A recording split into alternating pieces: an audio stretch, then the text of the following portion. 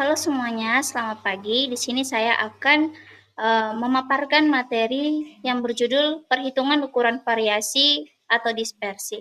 Nama saya Bintang Julius Tumorang dengan nomor NIM 1020250005. Yang pertama adalah latar belakang, di mana ukuran penyebaran adalah gambaran tentang seberapa jauh nilai-nilai data menyebar dari nilai rata-ratanya. Rata-rata dari suatu kumpulan data tidak dapat dipahami secara terpisah tanpa memperhatikan bagaimana data tersebut tersebar di sekitarnya. Jika variasi nilai semakin besar, maka rata-rata menjadi kurang mampu mewakili keseluruhan data. Ukuran penyebaran juga dikenal sebagai dispersi, variasi atau keragaman data, yaitu ukuran yang menunjukkan tingkat penyimpangan data terhadap nilai pusatnya. Dispersi ini digunakan untuk membandingkan sebaran antara dua atau lebih kelompok data.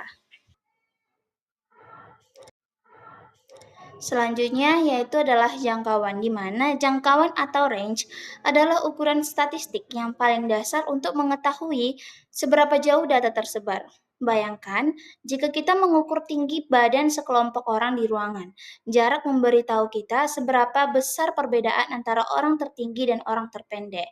Range merupakan ukuran penyebaran yang sangat kasar, karena hanya dapat mengemukakan nilai perbedaan dua nilai pengamatan saja tanpa mengetahui nilai observasi lain, sehingga seringkali menyesatkan. Range juga hanya memperhitungkan dua nilai, yaitu nilai maksimum dan nilai minimum, dan tidak memperhitungkan semua nilai, sehingga sangat tidak stabil atau tidak dapat diandalkan sebagai indikator dari ukuran penyebaran.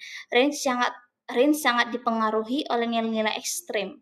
Menghitung jangkauan yaitu dengan rumus J sama dengan X max dikurang X min, di mana R itu merupakan J atau R itu merupakan jangkauan, X max itu nilai terbesar, dan X min itu nilai terkecil. Selanjutnya adalah simpangan rata-rata. Simpangan rata-rata atau MD adalah ukuran untuk melihat rata-rata jarak setiap nilai data dari nilai rata-rata hitungnya atau mean.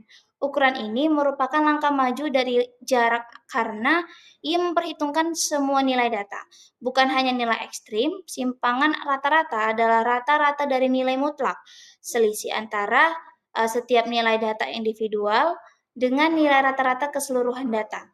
Tujuannya untuk mengetahui seberapa jauh atau menyebar data dari titik pusatnya atau rata-ratanya.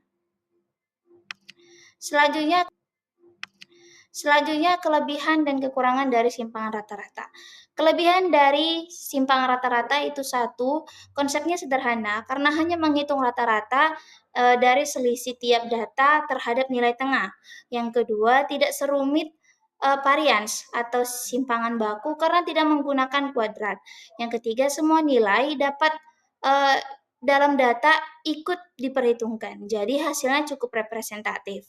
Yang keempat, tidak hanya bergantung pada nilai terbesar dari terkecil saja. Kekurangannya itu ada 5, di mana yang pertama tidak bisa digunakan untuk analisis lanjutan karena menggunakan nilai mutlak. SR sulit dipakai karena dalam perhitungan statistik yang lebih kompleks, misalnya uji statistik. Yang kedua yaitu kurang peka terhadap data ekstrim atau outlier, di mana nilai yang sangat besar atau kecil tidak terlalu berpengaruh karena tidak dikuadratkan seperti pada simpangan baku. Yang ketiga, menghilangkan informasi arah penyimpangan, semua selisih dianggap positif sehingga tidak diketahui apakah data berada di atas atau di bawah rata-rata. Yang keempat, jarak digunakan dalam praktik modern. Dalam penelitian atau analisis data, SR kalah populer dibandingkan simpangan baku. Yang kelima, kurang kuat secara matematis, tidak memiliki sifat aljabar yang baik, sehingga kurang fleksibel untuk pengembangan rumus lain. Selanjutnya adalah di sini ada rumus simpangan rata-rata, bisa teman-teman lihat sekalian, di mana keterangannya itu ada simpangan rata-rata, nilai data ke I, rata-rata hitung atau mean dari seluruh data, dan juga jumlah total data, kemudian simbol penjumlahan dan simbol nilai mutlak.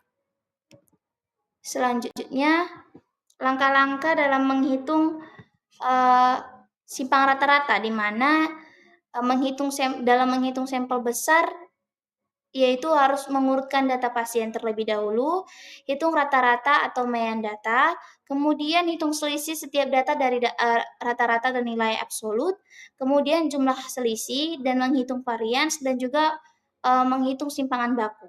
Kemudian dalam menghitung sampel kecil, yang pertama menghitung varians dan yang terakhir menghitung simpangan baku. Selanjutnya adalah varians atau tunggal. Varians dan standar deviasi adalah sebuah ukuran penyebaran yang menunjukkan standar penyimpangan atau deviasi data terhadap nilai rata-ratanya. Varians dan standar deviasi bergantung satu sama lain. Varians melihat rata-rata semua nilai dalam kumpulan data, kemudian sedangkan standar deviasi melihat penilaian yang tepat dan dari penyebaran data. Varians juga merupakan ukuran keragaman data yang mengukur seberapa jauh nilai-nilai dari data-data. Semakin besar varians, semakin tersebar data dari nilai rata-ratanya. Varians dalam statistika digunakan untuk mengukur seberapa besar perbedaan antara setiap nilai dalam data dengan nilai rata-ratanya. Varians digunakan dalam berbagai analisis statistik, termasuk pengukuran risiko dalam investasi dan analisis regresi. Selanjutnya, dalam varians data tunggal ada beberapa metode dalam melakukan perhitungan, di mana yang A menggunakan metode biasa dan sampel kecil. Bisa teman-teman lihat dari rumusnya. Kemudian ada juga metode angka besar, di mana menggunakan sampel besar dan sampel kecil. Dan selanjutnya adalah simpangan baku atau tunggal, di mana simpangan baku atau sering disingkat SD adalah ukuran dispersi atau penyebaran yang paling sering digunakan dan paling penting dalam statistika. Simpangan baku mengukur seberapa jauh rata-rata setiap nilai dalam kumpulan data menyimpang atau tersebar dari nilai rata-rata hitung atau median data tersebut. Simpangan baku dinyatakan dalam satuan asli yang sama dengan data yang diukur. Contohnya, jika data adalah kilogram, maka SD-nya adalah kilogram. Hubungan dengan varians, simpangan baku adalah akar kuadrat positif dari varians. Kemudian simpangan baku mengatasi masalah utama varians, yaitu satuan yang dikuadratkan sehingga simpangan baku lebih mudah diinterpretasikan. Selanjutnya adalah langkah-langkah menghitung simpangan baku atau tunggal. Yang pertama, urutkan data pasien, kemudian hitung rata-rata median kemudian hitung selisih setiap data dari rata-rata atau nilai absolut, kemudian jumlah selisih, dan selanjutnya menghitung varians, kemudian menghitung simpangan baku. Baik teman-teman, di sini kita akan bersama-sama mengerjakan soal kasus, di mana yang pertama kasusnya itu adalah seorang petugas rekam medis di sebuah rumah sakit mencatat jumlah pasien rawat jalan selama 6 hari berturut-turut, yaitu 15, 18, 20, 22, 25, dan 30 pasien. Kepala instalasi ingin mengetahui jangkauan data untuk melihat selisih jumlah pasien tertinggi dan terendah. Berapakah jangkauan data tersebut? A 10, B 12, C 15, D 18, E 20. Dari kasus tersebut bisa kita lihat jawabannya itu C 15. Mengapa? Dalam rumus jangkauan atau range adalah R itu nilai maksimum dikurang nilai minimum, data terbesar itu 30, data terkecil yaitu 15. Jadi R sama dengan 30 dikurang 15 sama dengan 15. Jadi jangkauan data pasien adalah 15. Selanjutnya adalah kasus nomor 2. di mana seorang petugas pendaftaran mencatat waktu tunggu pasien di poli umum dalam menit, yaitu 6, 8, 10, 12, dan 14 menit.